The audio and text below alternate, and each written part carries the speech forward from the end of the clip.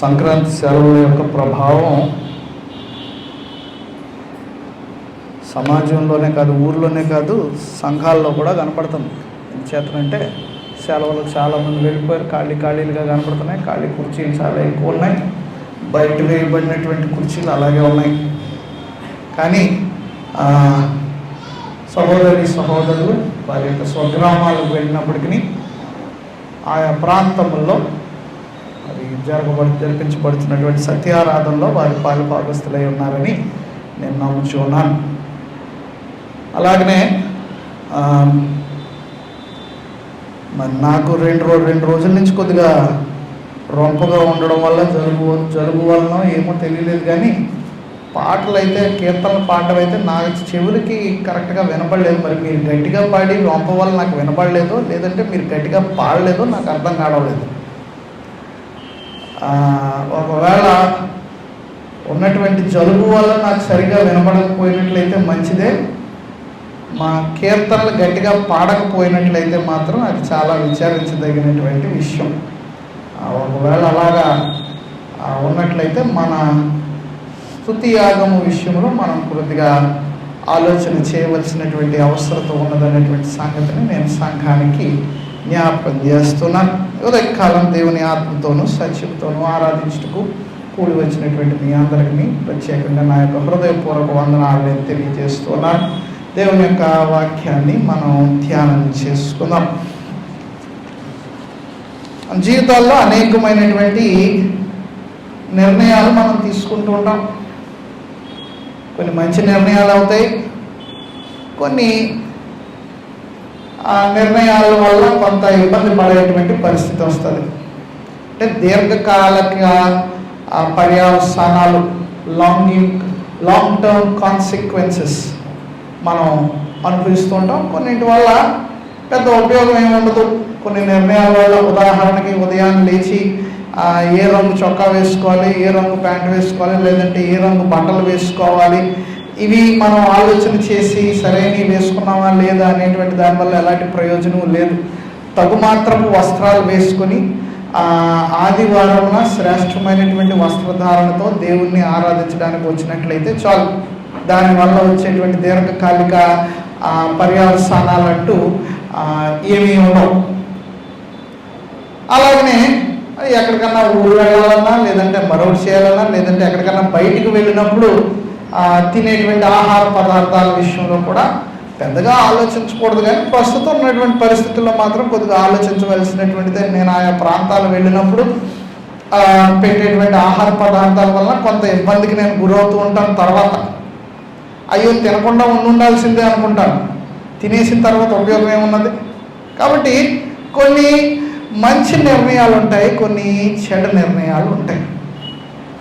ఉదయకాలాన మనం ఏర్పాటు చేసుకునేటువంటి వాక్య భాగము, మనం ఎంపిక చేసుకునేటువంటి నిర్ణయాల ద్వారా దేవునిని మనము ఘనపరచగలుగుతున్నామా, లేక మనం తీసుకునేటువంటి తీర్మానాల ద్వారా దేవుణ్ణి మనము ఘనపరచగలుగుతున్నామా అనేటువంటి అంశము మీద మనం ఆలోచన చేయవలనేటువంటి ఉద్దేశంతో ద్వితీయోపదేశకాండ గ్రంథము 30వ అధ్యాయం, ద్వితీయోపదేశకాండ గ్రంథము 30వ అధ్యాయము 11 నుండి 20 వచనములు నేటి దినాన మనము ఎంపిక చేసుకున్నటువంటి ఆ పాఠ్య భాగం యొక్క మూల వాక్యముగా మనం చూడగలం.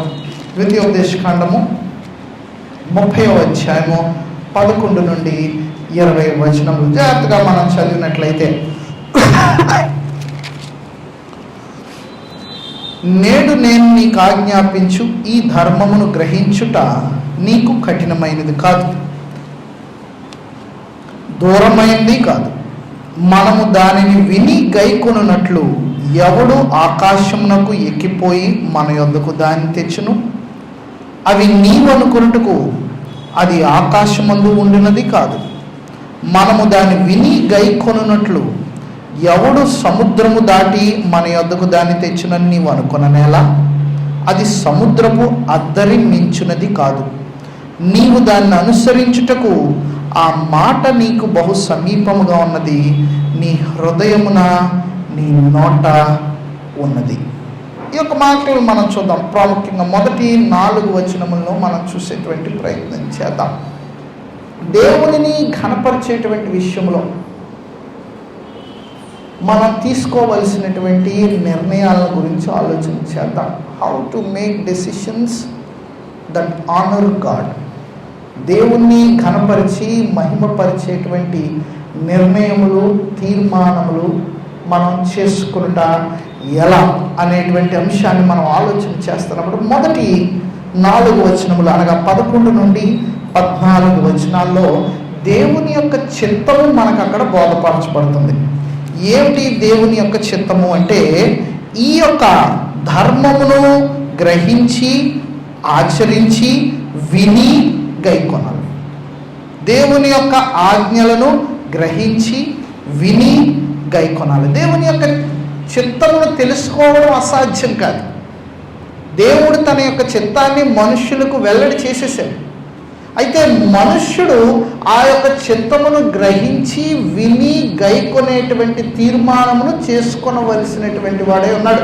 అప్పుడే దేవునిని మనుష్యుడు ఘనపరచగలడు. కీర్తనల గ్రంథము 25వ కీర్తన 9వ వచనాన్ని మనం చూస్తున్నప్పుడు 25వ కీర్తన 9వ వచనంలో కీర్తనకారుడు తెలియజేస్తున్నటువంటి మాట ఏమిటంటే, న్యాయ విధులను బట్టి ఆయన దీనులను నడిపించును, తన మార్గమును దీనులకు నేర్పును. దేవుని చిత్తం ఏమై ఉన్నదో అది దేవుడు మనుష్యులకు తెలియజేస్తున్నాడు. దేవుడు మనుష్యులకు తేటపరిచి ఉన్నాడు. ఆ యొక్క చిత్తమును అనుసరించి నడుచుకొనున్నటువంటి వారిని దేవుడు నడిపిస్తాడు. కాబట్టి కీర్తనకారుడు ఇక్కడ ఏమంటున్నాడంటే, న్యాయ విధులను బట్టి ఆయన దీనులను నడిపించును. ఎవరైతే దేవుని యొక్క వాక్యమును, ఆయన యొక్క చిత్తమును అనుసరించి నడుచుకొనడానికి తీర్మానించుకుంటారో వారిని దేవుడు నడిపిస్తాడు అంటున్నాడు. తర్వాత మాట అంటున్నాడు, తన మార్గమును దీనులకు నేర్పును. మనుష్యులకు దేవుడు తన యొక్క దేవునికి అంగీకార యోగ్యముగా నడవడం మనుష్యులకు దేవుడే నేర్పిస్తాడు. ఎలాగా? ఆయన కట్టడలను ధ్యానము చేయటం ద్వారా వారికి గ్రహించగలిగేటువంటి మనస్సును దేవుడు అనుగ్రహిస్తాడు. గ్రహించగలిగేటువంటి మనసు ఎప్పుడైతే దేవుడు అనుగ్రహిస్తాడో దేవుని యొక్క చిత్తము ఏమై ఉన్నదో మనుష్యుడు తెలుసుకొనగలడు. దేవుని ఉద్దేశం ఏమై ఉన్నదో మనుష్యుడు తెలుసుకొనగలడు. దేవుని ఉద్దేశమును, చిత్తమును మనుష్యుడు ఎప్పుడైతే తెలుసుకుంటాడో దేవునిని ఘనపరచుటయే తన జీవితంలో చేయవలసినటువంటి కార్యము అనేటువంటి సంగతిని తన హృదయమందు నిశ్చయించుకుంటాడు. సామెతల గ్రంథము 1వ అధ్యాయము 7వ వచనం మనం చూసినట్లయితే అక్కడ అంటున్నాడు, యెహోవా యందు భయభక్తులు కలిగి ఉండుట తెలివికి మూలము. ఏ రకమైనటువంటి తెలివి అంటే దేవునిని ఘనపరచగలిగేటువంటి తెలివి, దేవునిని మహిమపరచగలిగేటువంటి తెలివి, ఆయన చిత్తమును అనుసరించి నడుచుకొనగలిగేటువంటి తెలివి. కాబట్టి మనుష్యుడు దేవుని యొక్క చిత్తమును ఎప్పుడు తెలుసుకొనగలడంటే దేవుని యొక్క వాక్యమును ధ్యానం చేసినప్పుడు, ఆయన న్యాయ విధులను అనుసరించి నడిచినప్పుడు. యోహాను సువార్త 7వ అధ్యాయము 17వ వచనంలో అంటాడు, ఎవడైనను ఆయన చిత్తము చొప్పున చేయ నిశ్చయించుకొనిన ఎడల, ఎవడైనను ఆయన చిత్తము చొప్పున చేయ నిశ్చయించుకుని అనగా దేవుడు తన చిత్తమును మనుషులకు తెలియజేసేస్తున్నాడు.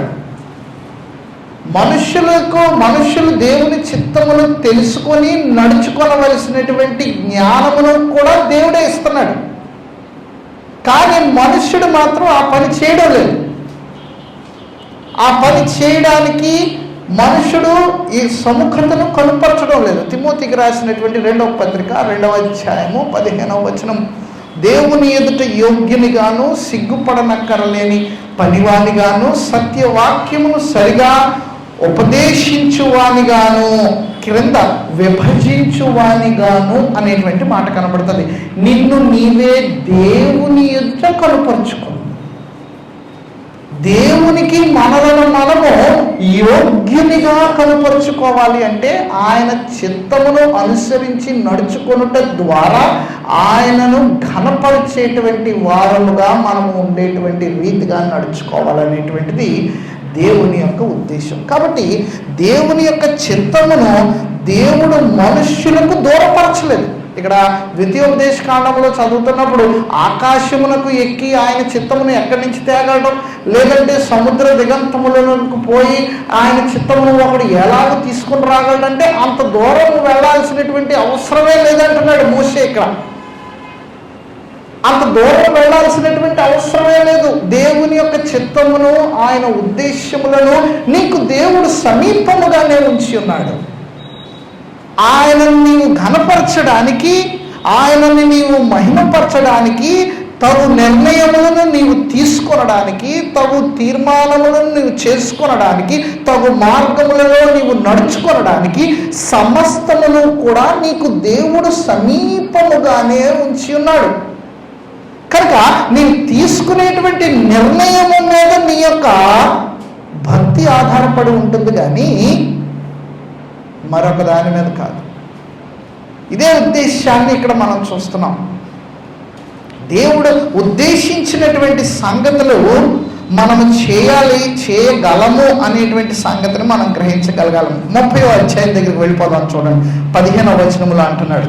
ద్వితీయోపదేశకాండము 30వ అధ్యాయము 15వ వచనం. చూడుము క్షమించండి, 30వ అధ్యాయం 15వ వచనం. చూడుము, నేడు నేను జీవమును, మేలును, మరణమును, కీడును నీ ఎదుట ఉంచి ఉన్నాను.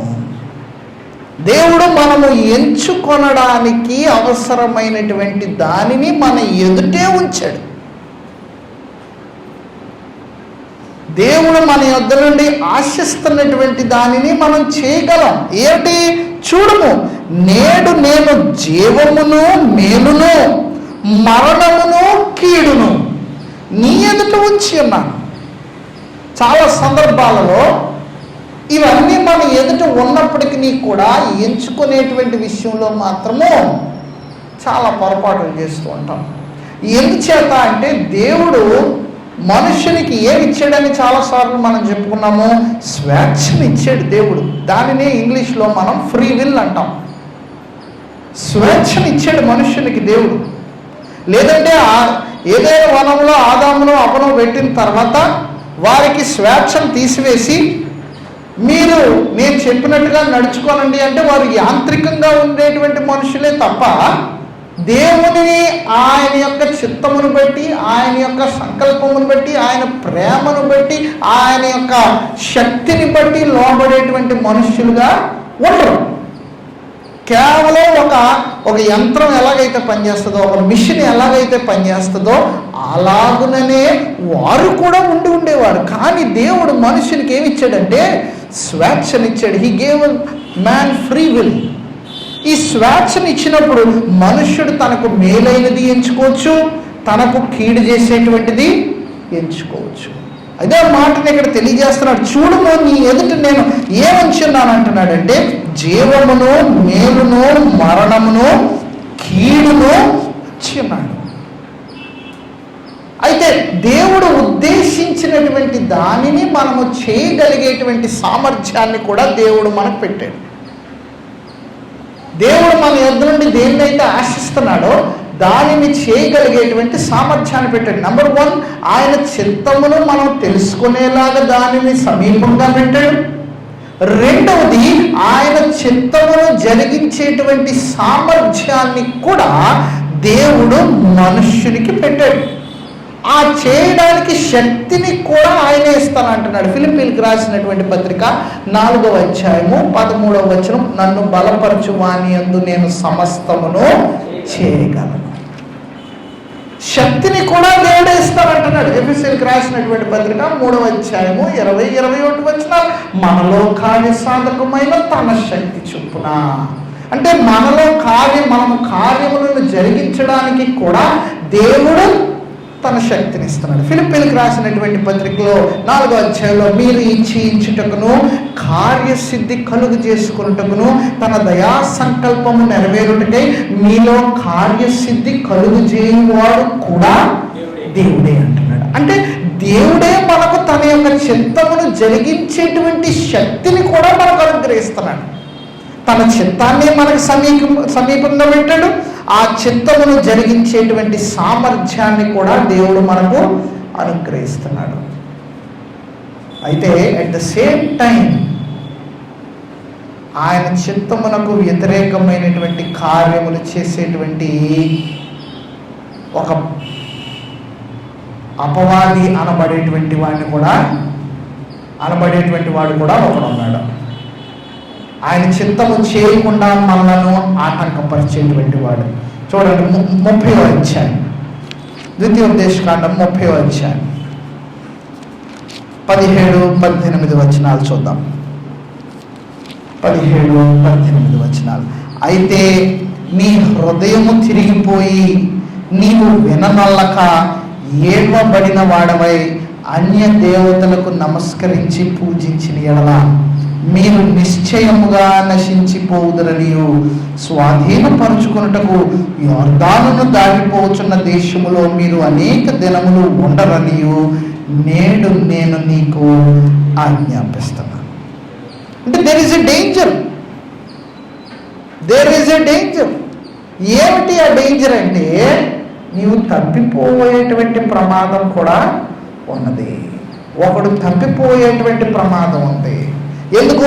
అపవాది నిరంతరము శోధిస్తూనే ఉన్నాడు. పేతురు రాసిన మొదటి పత్రిక 5వ అధ్యాయము 8-9 వచనాలు. మీ విరోధి అయినటువంటి అపవాది గర్జించు సింహము వలె ఎవరిని మృంగుదునా అని ఇటు అటు తిరుగుచున్నాడు అంటున్నాడు కదా. నిరంతరము వాడు సిద్ధముగానే ఉన్నాడు మనుషుల్ని నాశనం చేయడానికి. కానీ మనము దేనిని ఎంచుకుంటున్నాము? అపవాది చేత శోధించబడి పాపములో పడిపోయేటువంటి మార్గాన్ని ఎంచుకుంటున్నామా, లేక జీవము గల దేవునిని సేవించి ఆయన చిత్తమును జరిగించుట ద్వారా ఆయనను ఘనపరిచేటువంటి మార్గమును మనం ఎంచుకుంటున్నామా? We need to make those decisions. ఆ యొక్క తీర్మానాలు, ఆ యొక్క నిర్ణయాలు మనం చేసుకోవాలి. చాలా సందర్భాల్లో అవి చేసేటువంటి ప్రక్రియలో మనము క్రింద పడిపోతూ ఉంటాం. నిర్లక్ష్య వైఖరిని మనం కనుపరుస్తుంటాం. 30వ అధ్యాయం చూడండి, 19-20 వచనాలు. 19-20 వచనాలు. నేడు జీవమును మరణమును ఆశీర్వాదమును శాపమును నేను నీ ఎదుట ఉంచి భూమి ఆకాశములను మీ మీద సాక్షులుగా పిలుచుచున్నాను. నీ పితరులైన అబ్రహాము, ఇస్సాకు, యాకోబులకు ఆయన ప్రమాణము చేసిన దేశములో మీరు నివసించినట్లు యెహోవాయే నీ ప్రాణమునకును నీ దీర్ఘాయుష్కును మూలమై ఉన్నాడు. కాబట్టి నీవును నీ సంతానమును బ్రతుకుచు నీ ప్రాణమునకు మూలమైన నీ దేవుడైన యెహోవాను ప్రేమించి ఆయన వాక్యమును విని ఆయనను హత్తుకొనున్నట్లును జీవమును కోరుకొనుడి. You are free to choose. If you want to choose doom, you can choose doom. But if you want to choose God, you can choose God. If you want to choose life, you can choose life. మీరు జీవమును ఎంచుకోవచ్చు, మరణమును ఎంచుకోవచ్చు. మీరు జీవమును ఎంచుకున్నట్లయితే ఆయన మార్గమును అనుసరించి నడుచుకోవాలి. ఆయన వాక్యమును, ఆయన్ను ప్రేమించి ఆయన వాక్యమును విని ఆయన హత్తుకొని జీవించేటటువంటి మనస్సును మీరు కలిగి ఉండాలి. ఇది ఇశ్రాయేలు జనాంగానికి దేవుడు మోషే ద్వారా తెలియజేసినటువంటి మాటలు. అంటే వారికి ఒక అవకాశాన్ని ఇస్తున్నాడు. ఏమిటి అంటే, మీరు దేనిని ఎంచుకుంటారో ఎంచుకోండి.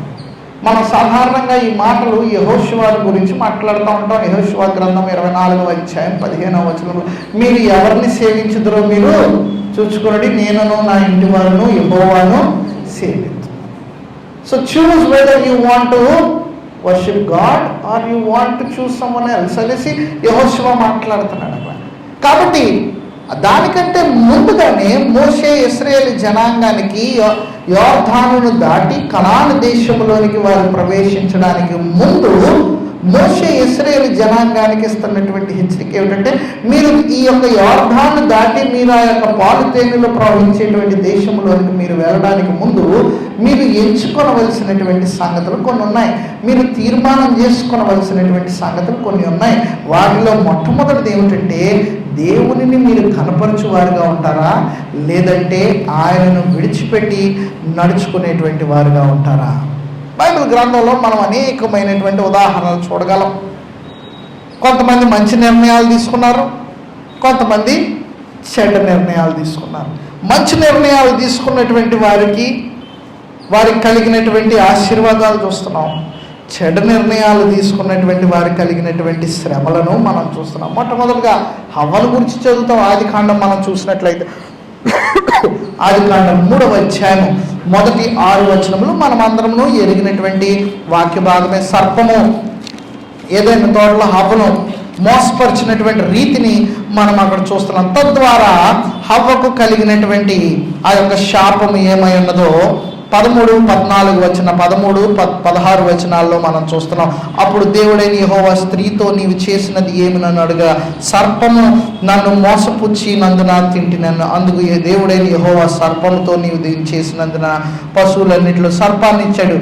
తర్వాత క్రిందకు వచ్చేటప్పటికి స్త్రీతో 16వ వచనంలో, స్త్రీతో నీ ప్రయాసమును నీ గర్భవేదనను నేను మిక్కిలి హెచ్చించెదను, వేదనతో పిల్లల కందువు, నీ భర్త ఎడల నీకు వాంఛ కలుగును, అతడు నిన్ను ఏలును. కలిగినటువంటి పర్యవసానం, ఆమె తీసుకున్నటువంటి నిర్ణయం ఏమిటి? ఇక్కడ మనం చూసినట్లయితే 6వ వచనంలో సర్పం మోసగించినప్పుడు ఆ యొక్క వద్దన్నటువంటి చెట్లు పండు తిన్నది.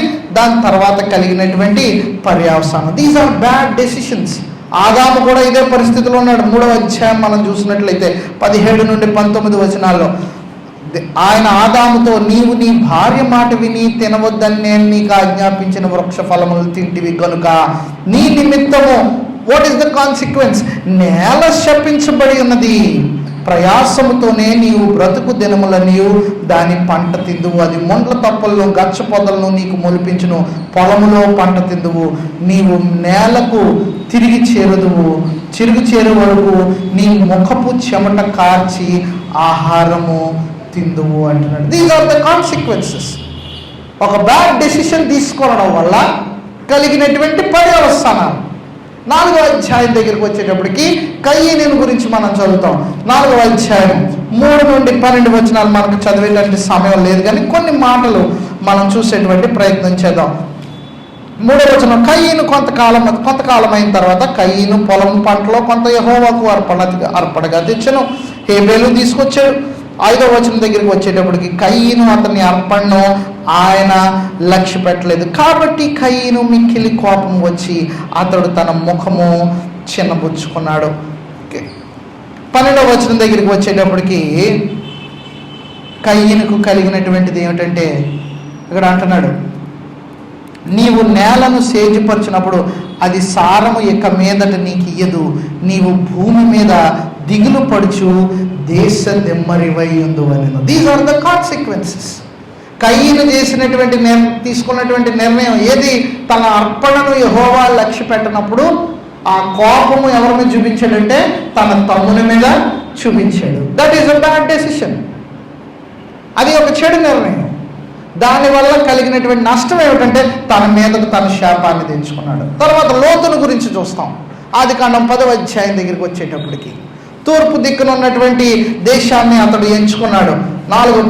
13వ అధ్యాయం ఆదికాండం 13వ అధ్యాయం 10 నుండి 13 వచనాలు. లోతు తన కన్నులెత్తి యోర్దాను ప్రాంతం అంతటినీ చూచెను. యెహోవా సొదొమ గొమొర్రా అను పట్టణములను నాశనము చేయక మునుపు సోయరుకు వచ్చే వరకు అదంతా ఎలా ఉన్నదంటే అక్కడ రాస్తున్నాడు, తెలియజేస్తున్నటువంటి మాట ఏమిటంటే అదంతయు యెహోవా తోట వలెను ఐగుప్తు దేశము వలెను నీళ్లు పారు దేశమై ఉండను. ఏది? సొదొమ గొమొర్రా పట్టణము. ఎలా ఉన్నదంటే యెహోవా తోట వలెను ఐగుప్తు దేశము వలె నీళ్లు పారుతున్నటువంటి దేశముగాను ఉన్నది. సరే, ఆ దేశాన్ని ఏర్పాటు చేసుకున్నాడు. కానీ క్రిందకు వచ్చేటప్పుడు చూడండి 13వ వచనం, సొదొమ మనుష్యులు దుష్టులను యెహోవా దృష్టికి బహు పాపులునై ఉండేవి. అక్కడ పైకి కనబడుతుంది కానీ లోపల మాత్రము it was a sinful city. కానీ లోతు దాన్ని ఎంచుకున్నాడు. దాన్ని ఎంచుకోవడం వల్ల తనకు కలిగినటువంటిది ఏమిటంటే భయంకరమైనటువంటి పాపులు మంచులు అతడు జీవించాడు. ఎంత భయంకరమైనటువంటి పరిస్థితిని ఎదుర్కొన్నాడంటే ఆ యొక్క పట్టణములో నుండి అతడు అబ్రహాము యొక్క విశ్వాసమును బట్టి ప్రార్థనను బట్టి అతడు రక్షించబడ్డాడు. చివరికి తన యొక్క కుమార్తెల ద్వారా తన యొక్క సంతానమును అతడు మరలా తిరిగి కలుగు చేసుకొనవలసినటువంటి దౌర్భాగ్యమైన పరిస్థితి, just because of one decision. కాబట్టి నిర్ణయాలు కొన్ని మనం తీసుకుంటున్నప్పుడు they have long term consequences. దీర్ఘకాలిక పర్యవసానాలు ఉంటాయి. ఆ నిర్ణయాలు ఎలాంటివై ఉండాలో మనం జాగ్రత్తగా ఎంచుకోవాలి. అబ్రహాము గురించి మనం చదువుతాం ఆదికాండం 16వ అధ్యాయంలో. తనకు సంతానం లేనప్పుడు హాగరుతో కూడా అతడు హాగరును తన భార్యగా చేసుకున్నప్పుడు ఇష్మాయేల్ కన్న తర్వాత శారా ఏం చేసిందంటే హాగరును పంపివేసింది, ఆమెను అసహించుకొని. ఇష్మాయేలు సంతానము వల్ల దీర్ఘకాలము పోరాటములు అబ్రహాము సంతానమునకును ఇష్మాయేలు సంతానమునకును పోరాటము నడుస్తూనే ఉంది. నేటి దినాన భౌతికముగా వారు ఇంకనూ కూడా పోరాటము చేస్తూనే ఉన్నారు. Long term consequences. మోషేని గురించి చదువుతాం సంఖ్యాకాండం 20వ అధ్యాయంలో 7 నుండి 12 వచనాల్లో దేవుడు మోషేతో బండతో మాట్లాడమంటే ద్రోహులారా అని కీర్తన గ్రంథంలో తర్వాత కీర్తనకారుడు అంటాడు మోషే కాని మాట పలికాడని. ఏమన్నాడు? కాని మాట అంటే ద్రోహులారా. కాని మాటను పలికి బండతో మాట్లాడవయ్యా అంటే బండలు 2 సార్లు కొట్టాడు. నీళ్ళైతే వచ్చినాయి, కానీ కాన్సిక్వెన్స్ ఏంటంటే ఏ జనాంగమునైతే తాను ఐగుప్తు దేశంలో నుండి విడిపించి ఓ దేవుడు వాగ్దానం చేసినటువంటి ఒక ఘనమైనటువంటి దేశంలోనికి నడిపించవలసినటువంటి వాడై ఉన్నాడో ఆ ఘనమైనటువంటి దేశంలోనికి అతడు ప్రవేశాన్ని పోగొట్టుకున్నాడు. That is the consequence. అది జరిగినటువంటి పర్యవసానం. దావీదును గురించి చదువుతాం సమూయేలు 2వ గ్రంథం 11వ అధ్యాయంలో. దావీదు బెత్షెబాతో పాపం చేశాడు. ఆమె సౌందర్యవతి ఉండుట చూచి ఆమెను తన వద్దకు పిలిపించుకొని తనతో పాపం చేశాడు. కలిగినటువంటి పర్యవసానం ఏమిటంటే పుట్టినటువంటి కుమారుడు చనిపోయాడు.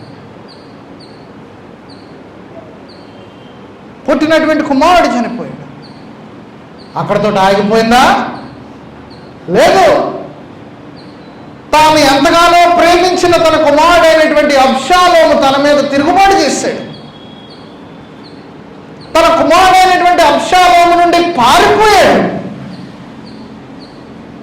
అంత ప్రేమించినటువంటి కుమారుడైనటువంటి అబ్షాలోము తన యొక్క సైనికుని యొక్క బాణము చే చంపబడ్డాడు. These are consequences. కాబట్టి మనం తీసుకునేటువంటి నిర్ణయాలు, ఎంచుకునేటువంటి మార్గాలు దేవునిని మహిమపరచుచున్నవా లేక దీర్ఘకాలిక పర్యవసానాలు లాంగ్ టర్మ్ కాన్సిక్వెన్సెస్ మనకు తీసుకుని వస్తున్నాయా అని మనం ఆలోచన చేసుకోవాలి. అలాగ ఆలోచన చేసుకోలేనప్పుడు మనుషులు తమను తాము బుద్ధిహీనతకు అప్పగించుకుంటారు. బుద్ధిహీనతకి ఎప్పుడైతే మనుషులు తమను తాము అప్పగించుకుంటున్నారో ఆటోమేటిక్గా వారు తమ మీదకి శ్రమలను రప్పించుకుంటున్నారు. కాబట్టి బ్యాడ్ డెసిషన్స్ తీసుకున్నటువంటి వారిని మనం చూసాం. మంచి నిర్ణయాలు తీసుకున్నటువంటి వారు బైబిల్లో కూడా అనేక మంది ఉన్నారు. హెబ్రీయులకు రాసినటువంటి పత్రిక 11వ అధ్యాయం 4వ వచనంలో మొట్టమొదటిగా మనకు ఎవరు కనబడతారంటే హేబేలు కనబడతాడు. 11వ అధ్యాయం 4వ వచనంలో, విశ్వాసమును బట్టి హేబేలు కయ్యని కంటే శ్రేష్టమైన బలి దేవునికి అర్పించెను. దేవుడు అతని అర్పణలను గూర్చి సాక్ష్యం ఇచ్చినప్పుడు అతడు విశ్వాసమును బట్టి నీతిమంతుడని సాక్ష్యము పొందాను. అక్కడితో ఆగిపోయిందా వచనం? లేదు, ఆగిపోలేదు. తర్వాత ఏమిటంటే, అతడు మృతి నొంది ఆ విశ్వాసము ద్వారా మాట్లాడుచున్నాడు. What is the long term thing? ఏమిటంటే, అతడు విశ్వాసమును బట్టి దేవునికి అర్పణను అర్పించాడు. ఆ అర్పణను బట్టి అతడు నీతిమంతుడిగా దేవుని దృష్టిలో ఎంచబడ్డాడు. అక్కడితో ఆగిపోయిందా? లేదే. ఏమిటి ఆ ఎఫెక్ట్? ఏమిటంటే, అతడు మృతి నొందినప్పటికీ కూడా విశ్వాసము ద్వారా మనతో మాట్లాడుతున్నాడు. This is a good decision హేబేలు తీసుకున్నటువంటిది. ఆదికాండం 12వ అధ్యాయం దగ్గరికి వెళ్ళిపోదాం. మరలా కొద్దిగా ముందుకి వెనక్కి ఈ రోజు మనం చూసేటువంటి ప్రయత్నం చేద్దాం పాత క్రొత్త నిబంధనలోనే. రైట్, 12వ అధ్యాయం మనం చూస్తున్నప్పుడు అబ్రహామును దేవుడు పిలిచాడు కల్దీయుల దేశము నుండి.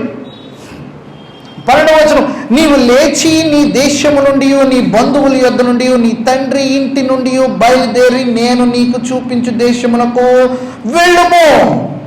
అతడికి ఎక్కడికి వెళ్ళాలో చెప్పలేదు. Pickup your bags and go.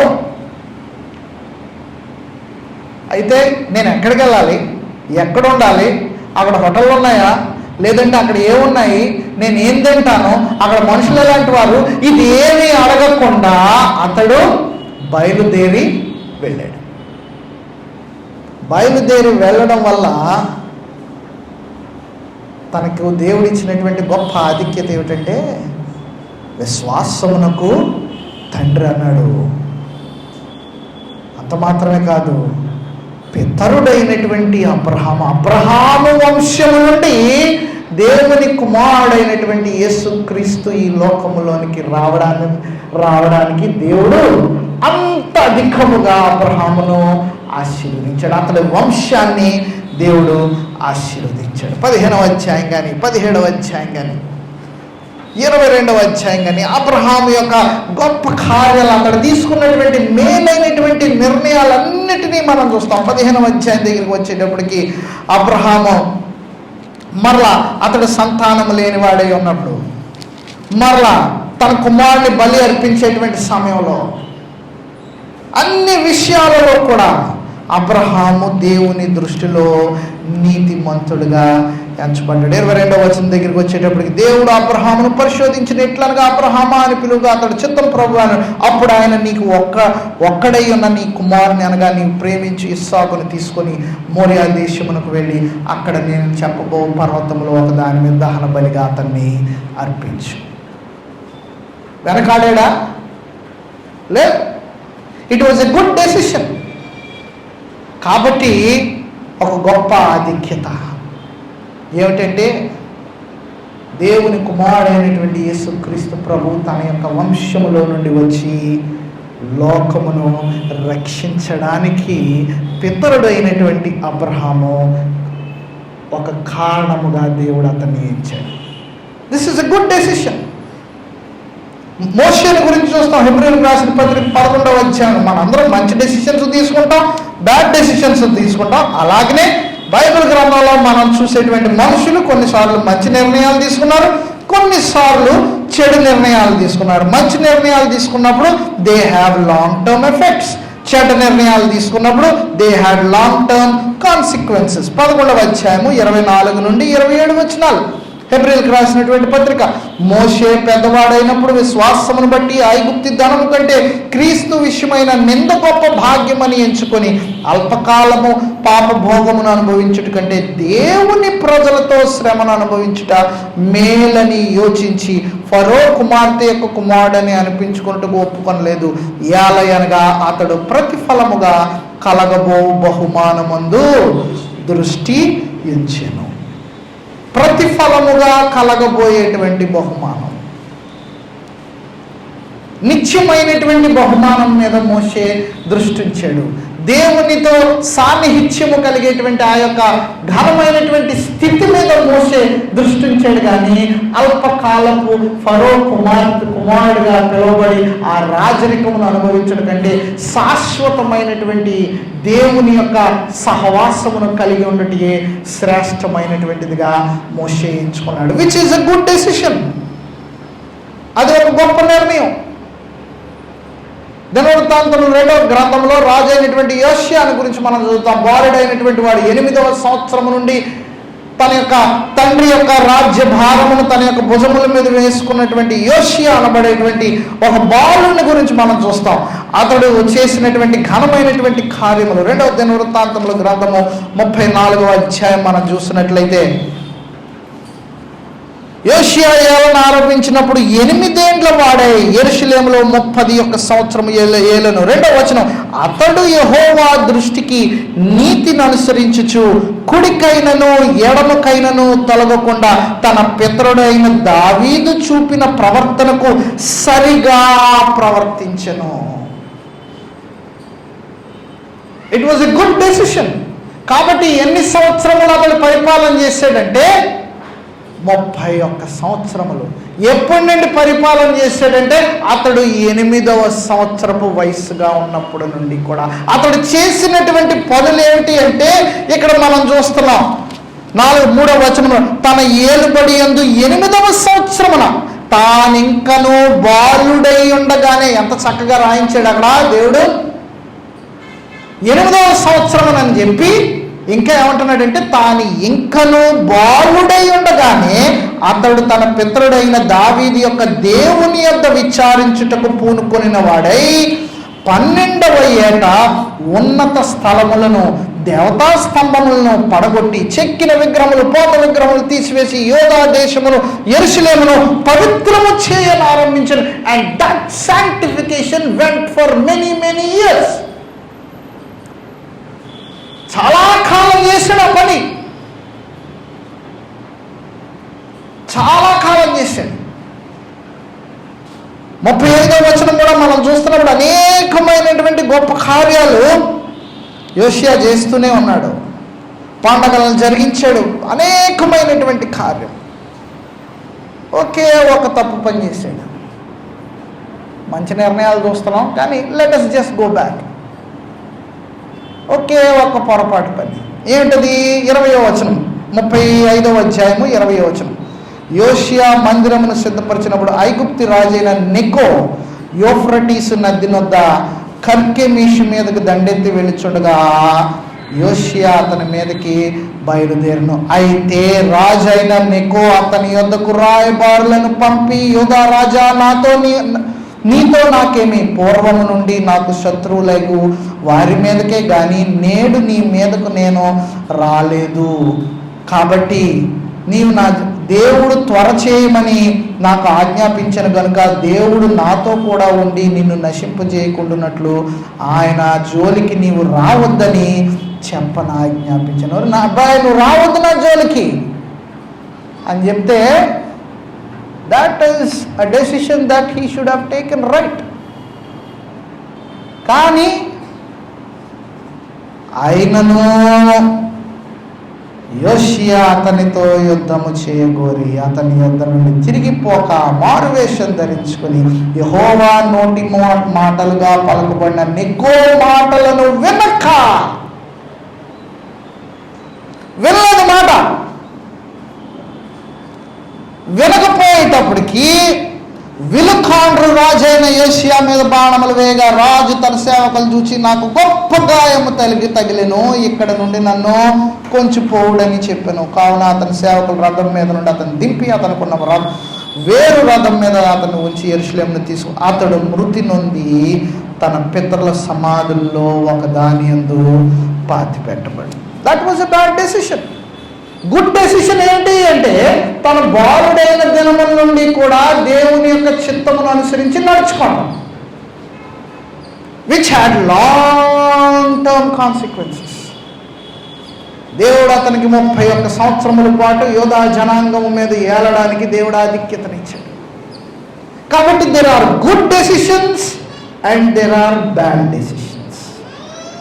మంచి నిర్ణయాలు ఉన్నాయి, కీడు చేసేటువంటి నిర్ణయాలు కొన్ని ఉన్నాయి. వాటి విషయంలో మనం జాగ్రత్తగా ఉండాలి. మత్తయి సువార్త 7వ అధ్యాయం మనం చూసినట్లయితే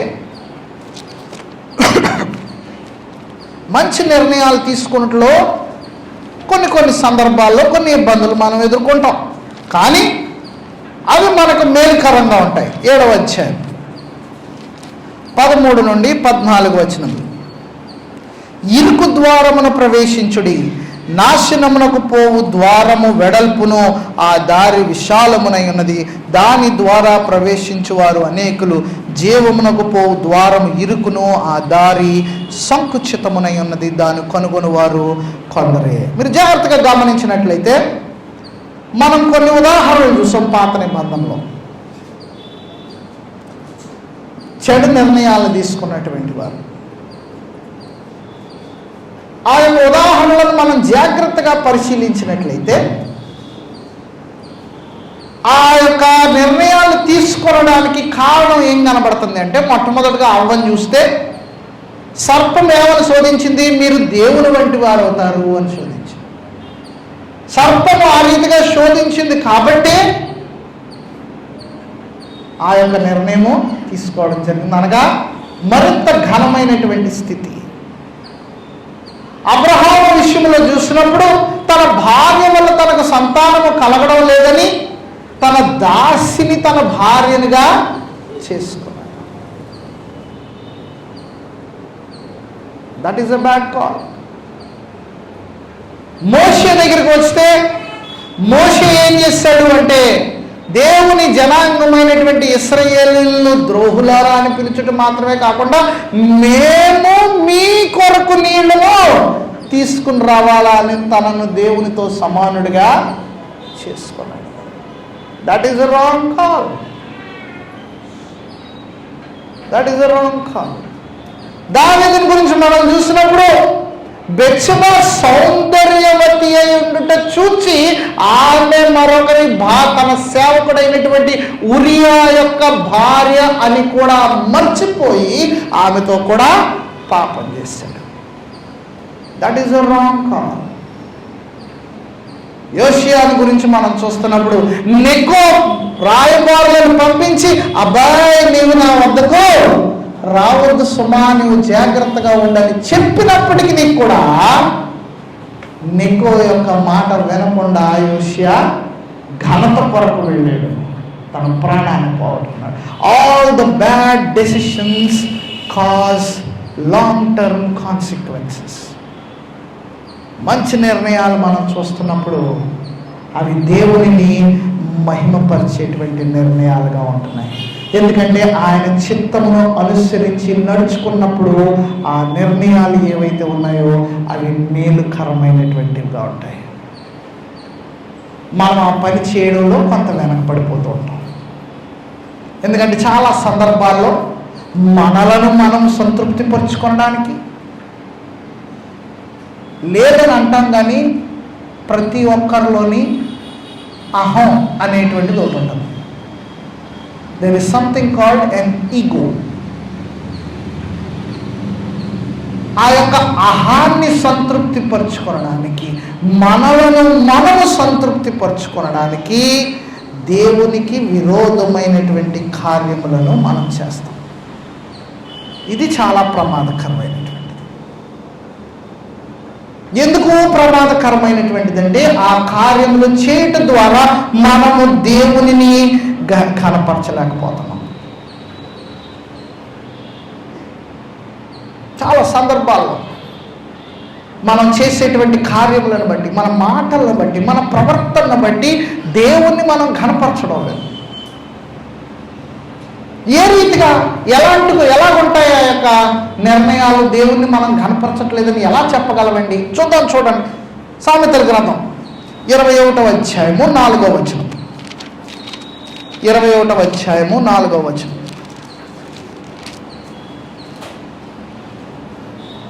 అహంకార దృష్టియు గర్వ హృదయమును భక్తిహీనుల క్షేమమును పాపయుక్తములు. నంబర్ 1 ఏమిటంటే, దేవుణ్ణి ఘనపరచకుండా ఉండడానికి మొట్టమొదటి కారణం ఏమిటి అంటే అహంకారము, గర్వము. Pride, arrogance, nature of being purpose.